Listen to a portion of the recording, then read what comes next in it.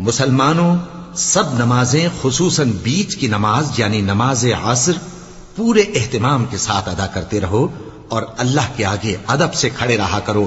پھر اگر تم خوف کی حالت میں ہو تو پیادے یا سوار جس حال میں ہو نماز پڑھ لو.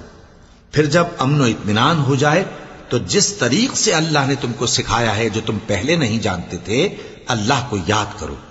اور جو لوگ تم میں سے مر جائیں اور عورتیں چھوڑ جائیں وہ اپنی عورتوں کے حق میں وصیت کر جائیں کہ ان کو 1 سال تک خرچ دیا جائے اور گھر سے نہ نکالی جائیں. ہاں اگر وہ خود گھر سے چلی جائیں اور اپنے حق میں پسندیدہ کام یعنی نکاح کر لیں تو تم پر کچھ گناہ نہیں. اور اللہ زبردست ہے، حکمت والا ہے. اور مطلقہ عورتوں کو بھی دستور کے مطابق نان و نفقہ دینا چاہیے. پرہیزگاروں پر یہ بھی حق ہے. اسی طرح اللہ اپنے احکام تمہارے لیے بیان فرماتا ہے تاکہ